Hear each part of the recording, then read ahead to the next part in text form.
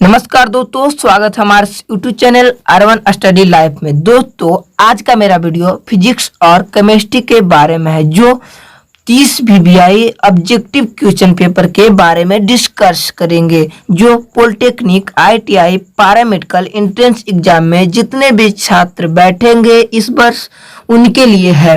तो चलिए इस वीडियो को शुरू करते हैं। तो पहला प्रश्न है आपका, प्रकाश की किरणें गमन करती है। तो प्रकाश की किरणें गमन करती है ए में सीधी रेखा में, बी में टेढ़ी रेखा में, सी में किसी भी दिशा में, डी में सभी दिशा में। तो प्रकाश की किरणें जब भी गमन करती है तो वो सीधी रेखा में गमन करती है, यानी ए ऑप्शन मेरा सही हो जाएगा। चलिए दूसरा प्रश्न की ओर चलते हैं। तो दूसरा प्रश्न है आपका, वह दर्पण जिसका दृष्टि क्षेत्र विस्तृत होता है कहलाता है। ए में है उत्तल दर्पण, बी में है अवतल दर्पण, सी में है समतल दर्पण और डी में है इनमें से कोई नहीं। तो वह दर्पण जिसका दृष्टि क्षेत्र विस्तृत होता है वह उत्तल दर्पण कहलाता है, यानी ए ऑप्शन मेरा सही हो जाएगा। चलिए तीसरा प्रश्न की ओर चलते हैं। तो तीसरा प्रश्न है आपका, उत्तल दर्पण में वस्तु का प्रतिबिंब बनता है। तो ए में है ध्रुव और फोकस के बीच में, बी में है काल्पनिक बनता है, सी में सीधा, डी में सभी। तो उत्तल दर्पण में वस्तु का प्रतिबिंब इस चार ऑप्शन में चारों बनेगा। तो ध्रुव और फोकस के बीच में भी बन सकता है, काल्पनिक भी बन सकता है और सीधा भी बन जाता है, यानी डी ऑप्शन मेरा सही हो जाएगा। चलिए चौथा प्रश्न की ओर चलते हैं। तो चौथा प्रश्न है आपका, गोलीय दर्पण की फोकस दूरी उसकी वक्रता त्रिज्या की, गोलीय दर्पण की फोकस दूरी उसकी वक्रता त्रिज्या की ए में है दुगनी होती है, बी में आधी होती है, सी में तिगुना होती है और डी में चौथाई होता है। तो गोलीय दर्पण की फोकस दूरी उसकी वक्रता त्रिज्या की आधी होती है, यानी बी ऑप्शन मेरा सही हो जाएगा। चलिए पांचवा प्रश्न की ओर चलते हैं। तो पांचवा प्रश्न है आपका, जिन वस्तुओं से स्वयं प्रकाश उत्सर्जित होता है उन्हें कहते हैं। तो दोस्तों, जिन वस्तुओं से स्वयं प्रकाश उत्सर्जित होता है उसे कहते हैं। ए में है प्रदीप्त वस्तु, बी में है अदीप्त वस्तु, सी में है आत्मदीप्त वस्तु और डी में सोई वस्तु। तो दोस्तों, जिन वस्तुओं से स्वयं प्रकाश उत्सर्जित होता है उसको हम प्रदीप्त वस्तु कहते हैं, यानी ए ऑप्शन मेरा सही हो जाएगा। चलिए छठा प्रश्न की ओर चलते हैं। तो छठा प्रश्न आपका, एक समतल दर्पण में वक्रता त्रिज्या r है। ए में है r बराबर 0, बी में है r बराबर 2f, सी में है r बराबर अनंत और डी में है r बराबर f/2।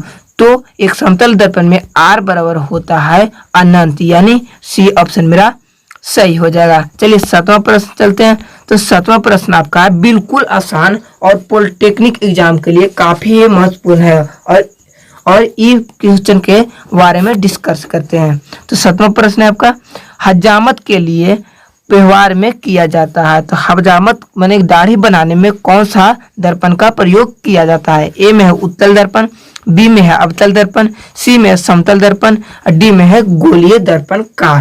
तो दोस्तों, दाढ़ी बनाने में हम लोग दरअसल उपयोग करते हैं अवतल दर्पण, यानी बी ऑप्शन सही हो जाएगा। चलिए आठवां प्रश्न की ओर चलते हैं। तो आठवां प्रश्न आपका, लेंस की क्षमता का एसआई मात्रक है। ए में है ओम प्रति मीटर, बी में है ओम मीटर, सी में है मीटर प्रति सेकेंड और डी में है डायोप्टर। तो दोस्तों, लेंस की क्षमता के एसआई मात्रक डायोप्टर होता है और लेंस की क्षमता के एक और मात्रक होता है जो होता है मीटर इनवर्स। तो ये लेंस की क्षमता का दो मात्रक है। चलिए नौवां प्रश्न की ओर चलते हैं। तो नौवां प्रश्न है दोस्तों कैमरा के बारे में, फोटोग्राफिक कैमरा। तो किसी फोटोग्राफिक कैमरे में निर्मित प्रतिबिंब होता है। दोस्तों, फोटो से जब हम कैमरा से फोटो खींचते हैं तो वो कैसा प्रतिबिंब बनाता है। तो आभासी और छोटा बनाता है, वास्तविक और बड़ा बनाता है, वास्तविक और छोटा बनाता है, आभासी और बड़ा बनाता है। तो दोस्तों, फोटोग्राफी हम कैमरा में जब भी फोटो खींचते हैं तो वास्तविक और छोटा प्रतिबिंब बनाता है, यानी सी ऑप्शन मेरा सही हो जाएगा। चलिए 10वां प्रश्न की ओर चलते हैं। तो 10वां प्रश्न आपका किलोवाट घंटा मात्रक है। ए में है ऊर्जा का, बी में शक्ति का, सी में विद्युत आवेश का और डी में है विद्युत धारा का। तो किलोवाट घंटा मात्रक है ऊर्जा का, यानी ये ऑप्शन इसका भी सही हो जाएगा। चलिए 11वां प्रश्न क्यों चलते हैं। तो 11 में आपका संयोजक तार निर्मित होता है। संयोजक तार माने किस पदार्थ से निर्मित होता है। ए में एल्युमिनियम से, बी में तांबा से, सी में सिलिकॉन से, डी में है लोहा से। तो संयोजक तार किस पदार्थ से निर्मित होता है, तो वह है तांबा से, यानी Cu इसका संकेत होता है कॉपर। तो चलिए 12वां प्रश्न क्यों चलते हैं। तो 12वां प्रश्न आपका VI ग्राफ दर्शाता है। VI R बराबर V बटा I बटा V होता है, V बराबर IR होता है, जानते हैं आप लोग। तो VIR ग्राफ दर्शाता है। ए में है विभव, बी में शक्ति, सी में है चालकता, डी में प्रतिरोध। तो दोस्तों VI ग्राफ दर्शाएगा प्रतिरोध को, यानी रेजिस्टेंस। तो दोस्तों 13वां प्रश्न की ओर चलते हैं। तो 13 में आपका फ्यूज के पदार्थ होना चाहिए। तो फ्यूज का पदार्थ होना चाहिए, मैंने होना चाहिए उच्च प्रतिरोध का, निम्न गलनांक का, उच्च गलनांक का, निम्न प्रतिरोध का। तो फ्यूज का तार दोस्तों निम्न गलनांक का होना चाहिए, यानी बी ऑप्शन इसका भी सही हो जाएगा। चलिए 14वां प्रश्न की ओर चलते हैं। 14वां प्रश्न बिल्कुल भी आसान है दोस्तों, और बोर्ड एग्जाम के लिए, 10th बोर्ड एग्जाम के लिए काफी ही महत्वपूर्ण है। तो दोस्तों नींबू का पीएच मान है। तो नींबू का पीएच मान ए में है 3.4, बी में है 2.4 और सी में है 4.4 और डी में है 2। दोस्तों नींबू का पीएच मान 2.2 से 2.4 तक होता है, यानी बी ऑप्शन मेरा सही हो जाएगा। चलिए 15वां प्रश्न की ओर चलते हैं। तो 15वां प्रश्न है नींबू का रस है। तो बिल्कुल ही आसान है दोस्तों, आप लोग ये अपने से ही कर सकते हैं। तो दोस्तों हम बता देते हैं इसका ऑप्शन डायरेक्ट। तो नींबू का रस होता है, अम्लीय होता है, यानी ए ऑप्शन मेरा सही हो जाएगा। चलिए 16वां प्रश्न की ओर चलते हैं। तो 16 में आपका जस्ता धातु का रंग होता है। तो मैंने जस्ता धातु, जस्ता किसको कहते हैं, तो जिंक को। तो जस्ता धातु का रंग होता है, ए में है काला, बी में है भूरा, सी में है लाल, डी में है हरा। तो जस्ता धातु का रंग होता है भूरा, यानी बी ऑप्शन सही हो जाएगा। चलिए 17वां प्रश्न की ओर चलते हैं। तो 17 में आपका निम्नलिखित में क्षार है। तो क्षार दोस्तों कौन सा, HCl माने हाइड्रोक्लोरिक अम्ल, बी में COOH ऑक्जेलिक अम्ल, सी में OH जो अल्कोहल है और डी में है NaOH जो क्षारीय है, यानी डी ऑप्शन मेरा सही हो जाएगा। चलिए 18वां प्रश्न की चलते हैं। तो 18 में आपका डायनमो का आर्मेचर बना होता है। आर्मेचर दोस्तों जो चलता है उसी को कहते हैं। तो आर्मेचर किस पदार्थ का बना होता है, ए में है लोहा का, बी में है जिंक के, सी में है इस्पात के और डी में है कॉपर का। तो दोस्तों डायनमो का आर्मेचर इस्पात का बना होता है, यानी सी ऑप्शन मेरा सही हो जाएगा। चलिए 19वां प्रश्न की ओर चलते हैं। 19वां प्रश्न दोस्तों बोर्ड एग्जाम में 2 से 3 बार पूछा गया है और VBI क्वेश्चन भी है। तो दोस्तों देखते हैं 19वां प्रश्न को। प्रकाश वर्ष मात्रक है, ए में है दूरी के, बी में है मीटर के, सी में सेंटीमीटर के, डी दिखाई नहीं दे रहा दोस्तों। तो प्रकाश वर्ष मात्रक होता है दूरी को, जो आप लोग जानते भी होंगे दोस्तों, यानी ए ऑप्शन मेरा सही हो जाएगा। चलिए 20 में देखते हैं दोस्तों। तो 20 में दोस्तों इंपोर्टेंट क्वेश्चन है और बहुत VBI चक्कर में फंसा देता है दोस्तों। क्षेत्रफल कैसी राशि है, यानी क्षेत्रफल जो एरिया है वो कैसी राशि है। ए में सदिश राशि, बी में अदिश राशि, सी में बीमा राशि और डी में इनमें से कोई नहीं। तो क्षेत्रफल एक अदिश राशि है, यानी बी ऑप्शन मेरा सही हो जाएगा। चलिए 21 में चलते हैं। तो 21 में आपका डायनमो से धारा कितने दिशा में बहती है। तो डायनमो से धारा कितने दिशा में बहती है, ए में है 2 दिशा में, बी में है 1 ही दिशा में, सी में है अनगिनत दिशा में और डी में है सभी दिशा में।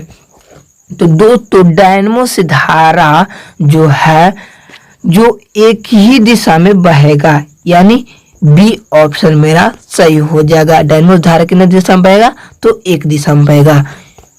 चलिए 22वें प्रश्न की ओर चलते हैं। तो 22 में आपका सबसे कठोरतम पदार्थ। दोस्तों सबसे कठोरतम पदार्थ अगर जब भी देखे पदार्थ कहेगा तो हीरा मार देंगे, यानी ये ऑप्शन मेरा सही हो जाएगा। सबसे कठोरतम पदार्थ तो हीरा होता है। चलिए 23वां प्रश्न की ओर चलते हैं। तो 23 में आपका ध्वनि का वेग सबसे अधिक होता है। तो ध्वनि का वेग सबसे अधिक किस में होता है? ए में है लोहा में, बी में है इस्पात में, सी में है ध्वनि में, डी में है ठोस में। तो ध्वनि का वेग सबसे अधिक इस्पात में होता है, यानी बी ऑप्शन मेरा सही हो जाएगा। चलिए 24 नंबर में चलते हैं। तो 24 नंबर में आपका कौन सा पदार्थ वस्तु बहुत कठोर एवं बहुत तन्य है?